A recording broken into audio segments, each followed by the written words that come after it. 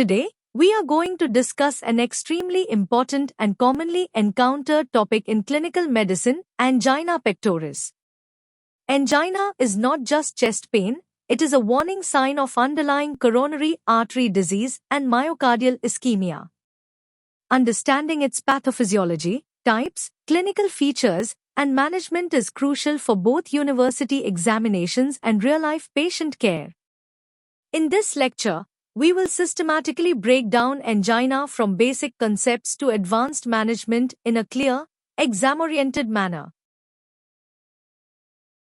Introduction to angina pectoris. Angina pectoris is a clinical syndrome characterized by transient chest discomfort caused by reversible myocardial ischemia.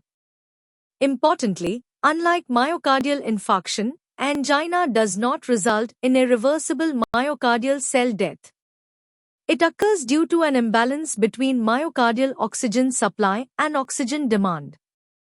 When coronary blood flow becomes insufficient to meet metabolic needs, especially during exertion, ischemia develops and pain occurs. Angina is one of the most common presentations of coronary artery disease and forms the foundation for understanding acute coronary syndromes. Coronary anatomy review. The heart receives blood from the right and left coronary arteries. The left main coronary artery divides into the LAD and LCX branches. The LAD supplies the anterior wall and septum and is often called the widowmaker when severely occluded. The subendocardial region is especially vulnerable to ischemia because it is exposed to higher intramural pressure and is farthest from epicardial vessels. Pathophysiology of angina. In most cases, angina results from atherosclerotic plaque narrowing the coronary arteries.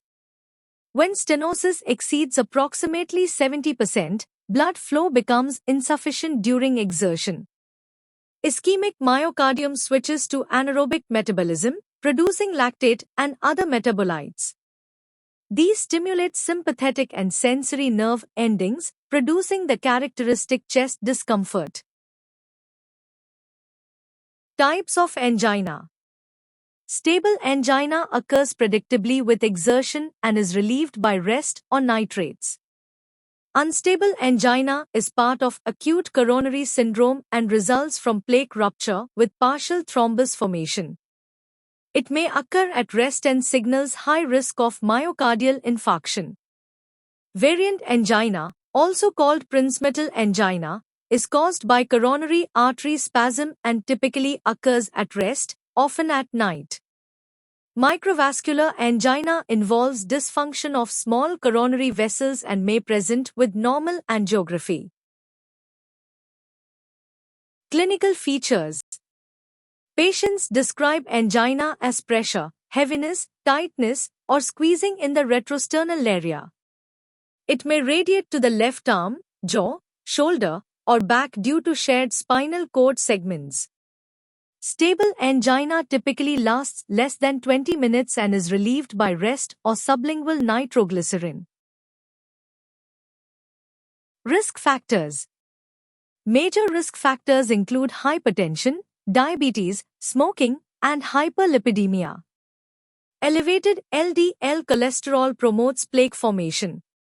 Smoking causes endothelial dysfunction and vasoconstriction. These modifiable risk factors are central to both prevention and management.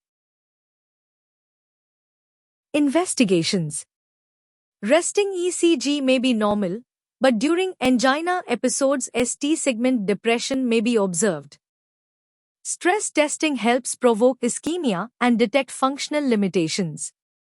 Troponins are normal in stable angina but elevated in myocardial infarction. Coronary angiography directly visualizes stenosis and guides revascularization. Management: acute attack. Nitroglycerin is the drug of choice for immediate relief. It causes venodilation, reducing preload and myocardial oxygen demand. Aspirin prevents platelet aggregation. Beta blockers reduce heart rate and contractility, decreasing oxygen consumption. Long-term management. Statins stabilize plaques and reduce LDL cholesterol. ACE inhibitors improve endothelial function and reduce remodeling. In severe cases, percutaneous coronary intervention, PCI, or coronary artery bypass grafting, CABG, may be required. Unstable angina emergency. Unstable angina occurs due to plaque rupture and partial thrombus formation. It presents with rest pain, increasing frequency or severity.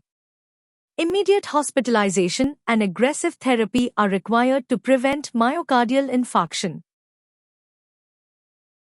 Case discussion. A 60-year-old diabetic smoker presents with chest pain while climbing stairs.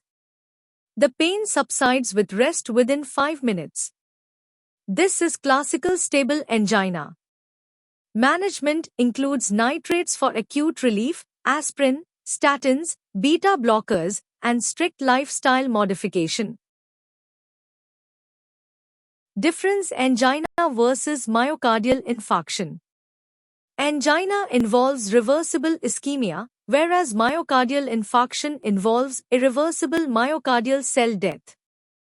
Troponins remain normal in stable angina but rise in myocardial infarction. Thank you for staying till the end of this detailed lecture on angina pectoris. Today, we understood how myocardial oxygen supply and demand imbalance leads to ischemia, the different types of angina, their clinical presentation, investigations, and evidence-based management strategies. Remember, angina is a warning sign. Early recognition, proper risk factor control, and timely treatment can prevent progression to myocardial infarction and save lives. If you found this lecture helpful for your MBBS exams or clinical understanding, please like the video, share it with your batchmates, and subscribe for more detailed medicine lectures. Thank you once again, and I will see you in the next session.